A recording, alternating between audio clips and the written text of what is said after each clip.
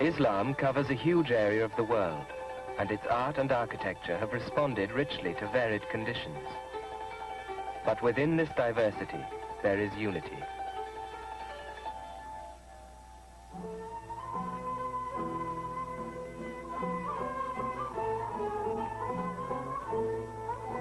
God is beautiful, and he loves beauty.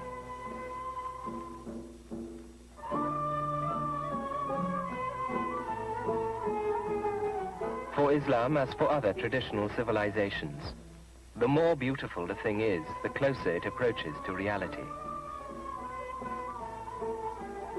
The forms of this beauty are usually geometric and abstract, but they are not without meaning. For Muslims, they are more meaningful than the forms of the physical world, for they deal with the most real of all worlds, that of the spirit. Islamic patterns make up a precise and subtle language. Every shape has an established meaning.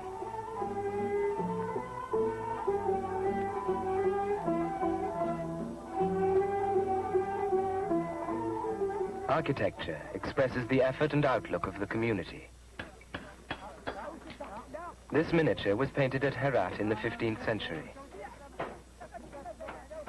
Every building can be a place of worship, and architecture crystallizes Islam into forms in which men live. It is central to the civilization.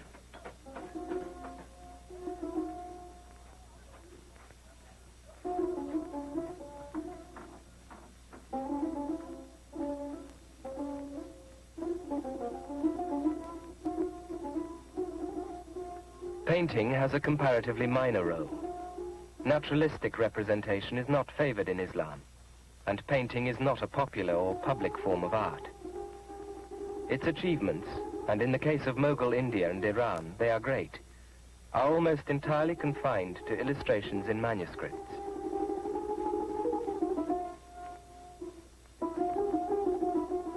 Its place is in the palace or private home of the rich. Its subject matter is often the life of the court, or knightly romance, or epic history.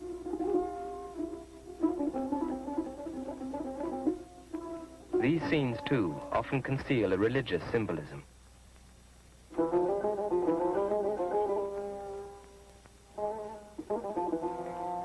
Naturalism is deliberately avoided, for Muslims feel that would be to attribute to the world a reality independent of God, which it does not possess. Representation has a further danger. The spectator becomes psychologically involved in the picture. His inner integrity is broken, his mind ensnared in some imaginary world.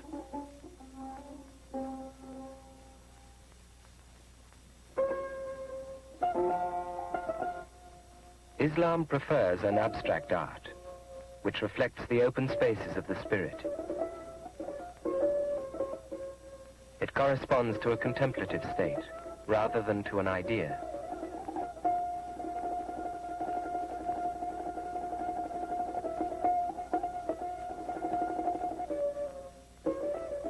There is nothing here to trap the spirit. It can roam as freely as the nomad in the desert.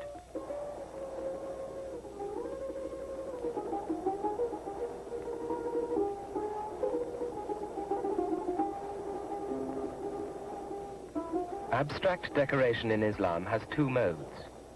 The first corresponds to the principle which gives order to the world. Its mark is the straight line and the angle, and it can be seen even in the simple forms of a village. It stands for what is fixed and stable.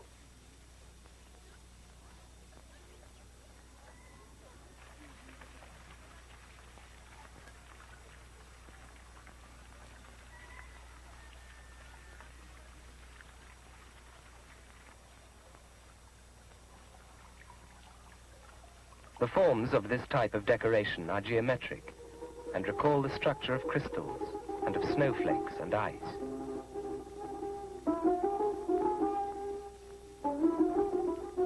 It gives an impression of clarity, order, calm, freshness.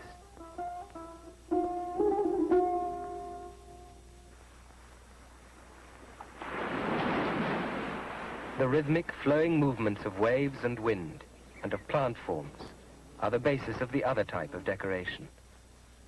It corresponds to the principle of growth, and recalls vegetation and the life-giving and feminine aspects of nature.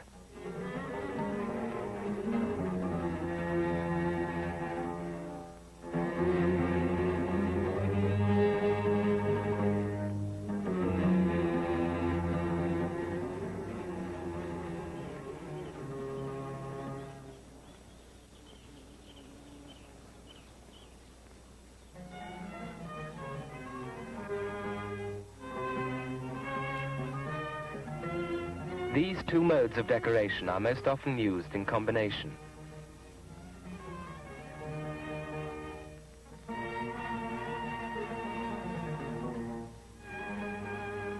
Their interlacing reflects the principles of growth and order, which interweave to make up the texture of the world.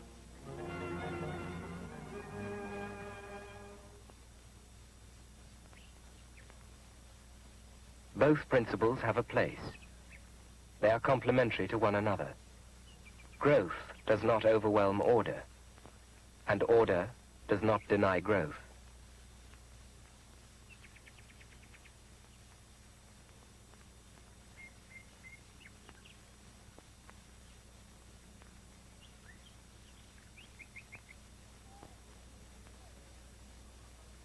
The city of Bursa was the first capital of the Ottoman Turks. It is the burial place of one of the early sultans. His tomb is a masterpiece of calligraphy. This is the third element in Islamic schemes of ornamentation, and the decisive one. The noblest of the visual arts in the world of Islam is calligraphy.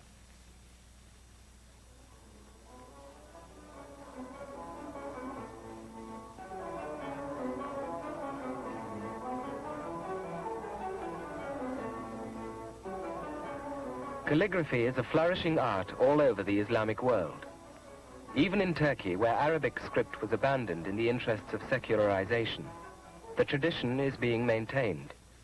The Turks have for long been recognized as amongst the finest calligraphers.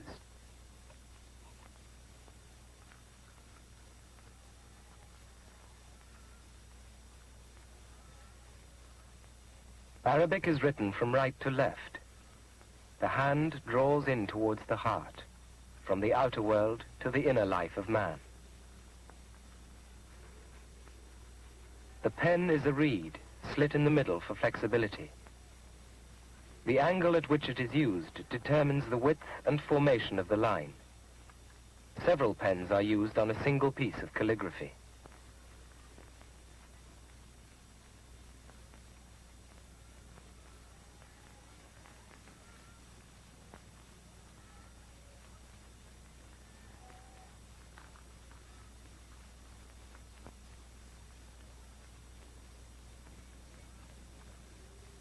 There are 8 or 9 major styles of calligraphy, each with its own carefully observed rules.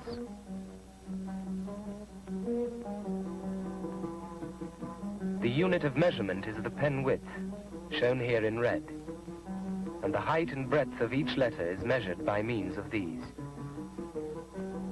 With each major style, the number of pen widths, and hence the shape of the letters, varies. For Muslims, the highest art is the spoken word. It was the word of God that brought about creation, and in the form of the Quran, it permeates their lives. Calligraphy renders that word visible.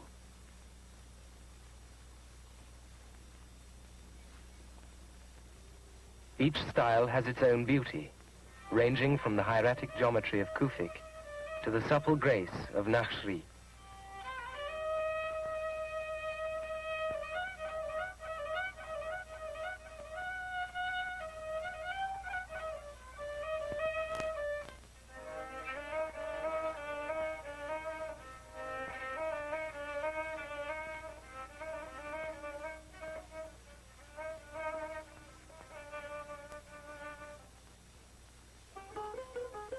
In Islam, Man is not born sinful, but he is forgetful. It is calligraphy, traversing the whole of Islamic life, that calls him to remembrance, like a never-ending call to prayer.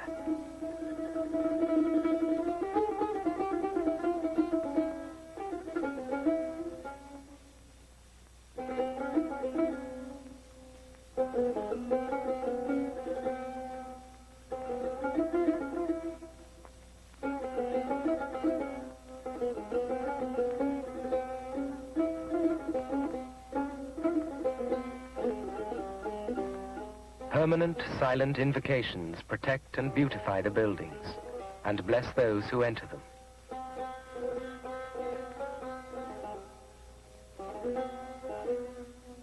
It is not only decoration which carries meaning.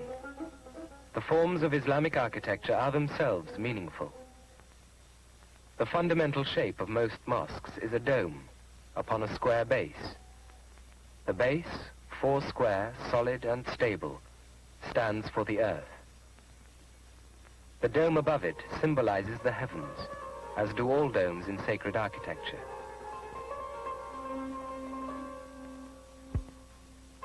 The transition from the circle of the dome to the square base is always clearly articulated. From it has developed a unique form of decoration which is found everywhere in the Islamic world. Muqarnas, or stalactites. These are a series of small arches which make the transition in stages, rather as if from a central principle, a gradual descent into material form is taking place.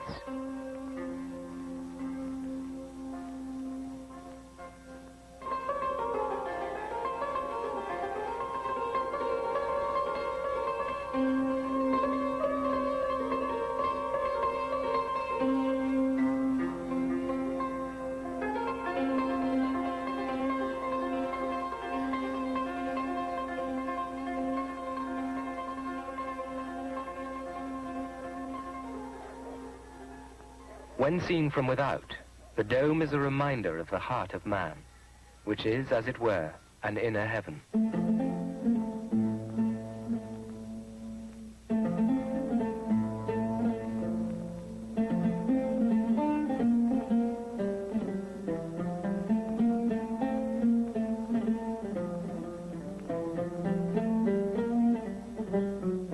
O my heart, if you wish to arrive at the beginning of understanding, walk carefully.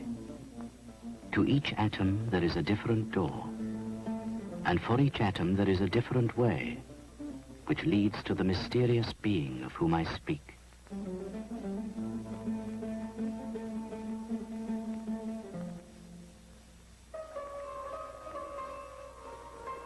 The Friday Mosque of the city of Yazd in Iran was built in the 14th century. In it, the principal features of Islamic architecture and decoration are combined. The main gate of the mosque is covered in decoration, which frees rather than entangles the mind.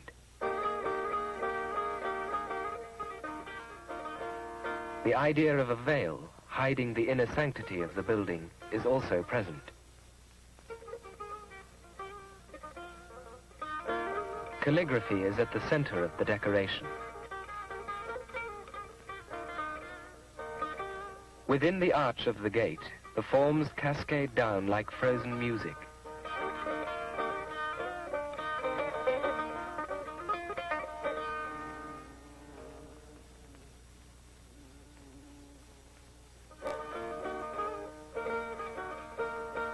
Decoration based on geometry and the flowing rhythms of the natural world, with echoes of flowers and plant forms, covers the walls.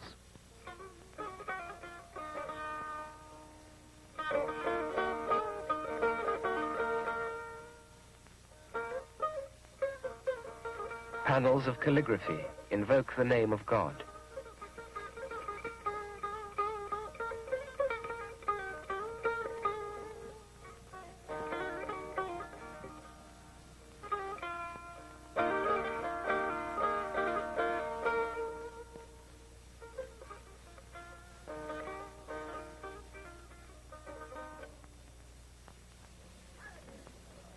Beyond the gate, the mosque is calm and impersonal.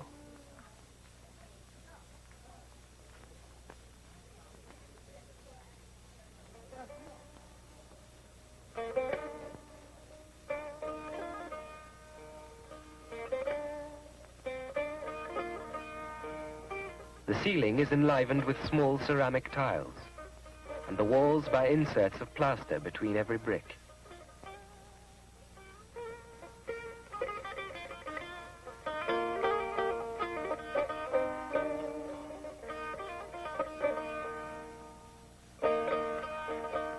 Around the prayer niche, which marks the direction of Mecca, calligraphy is worked into remarkable patterns.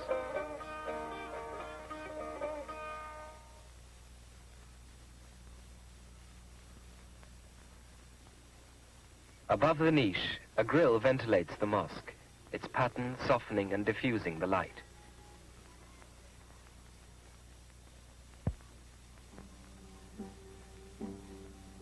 The dome covering the prayer hall shines with stars, like the heavens that it symbolizes.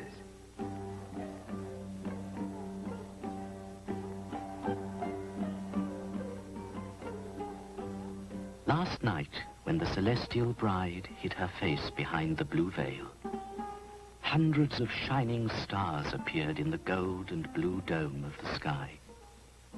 Among them, one was the queen, and the rest her attendants, the moon and the stars.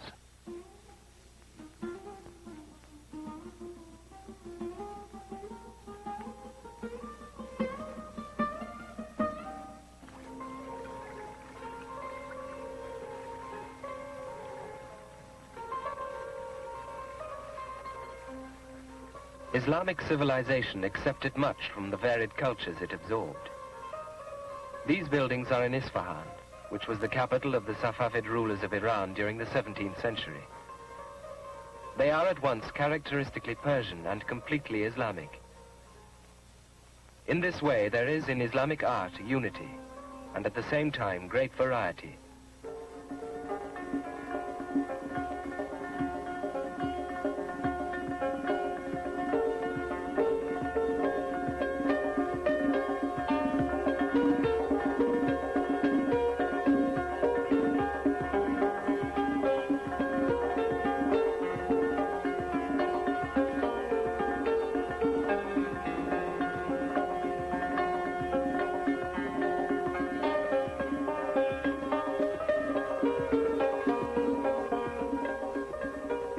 The unity of Islamic art does not derive from a style imposed from without.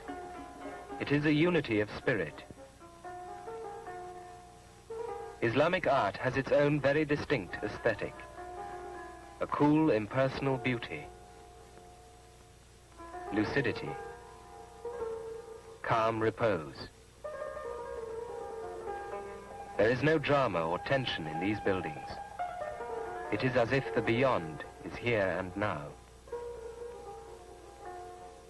Yet there is also a poignant sense of the fragility of the world, of a beauty so perfect that it seems to hover on the edge of dissolution.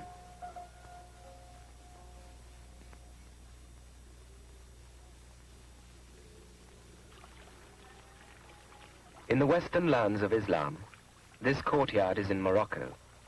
Islamic architecture is at its purest. A perfect calm, an oasis of freshness, a world of limpid and lucid beauty.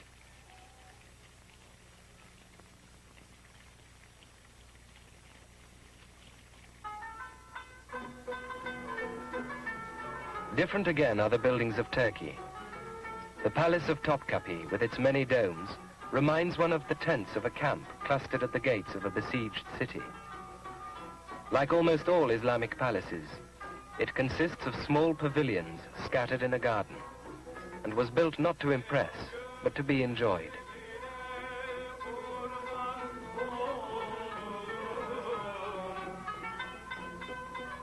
Within the pavilions, there is a restrained and noble severity often found in Islamic art.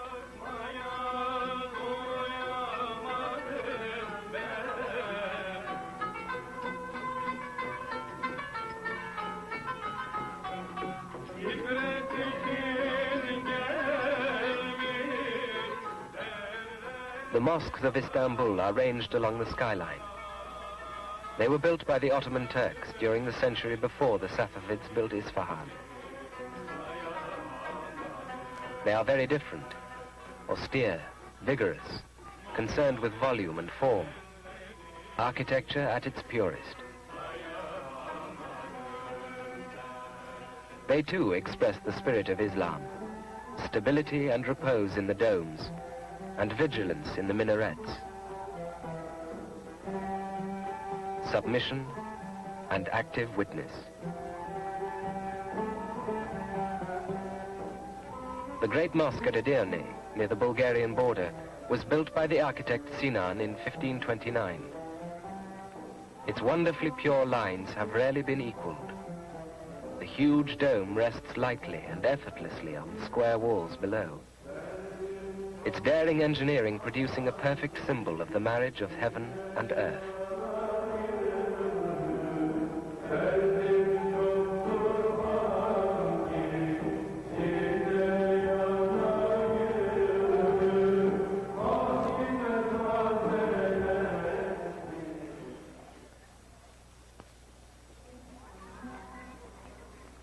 Some of the Islamic buildings in India are numbered among the most perfect in existence. No architecture has ever surpassed them. They were built during the Mughal Empire, in the same centuries as the buildings of Ottoman Turkey and Safavid Iran.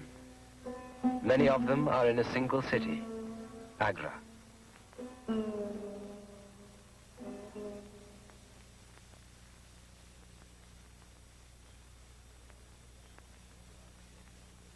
Mughal architecture has the delicacy and lucidity of Persian art, to which it owes much, and at the same time, the noble severity of Ottoman buildings.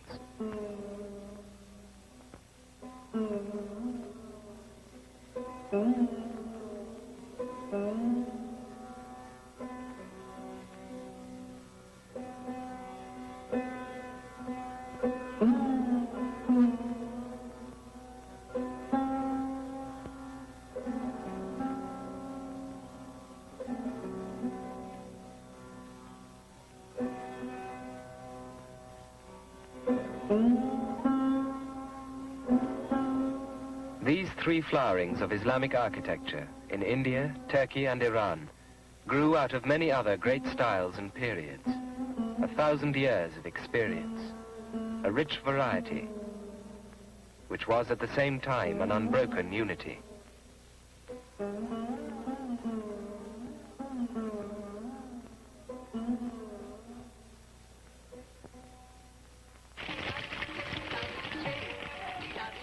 Architecture was the setting for a way of life which encompassed many other arts. Shalimar Gardens at Lahore in Pakistan were built by the Mughal emperors and are still occasionally the setting for dances such as they might have witnessed.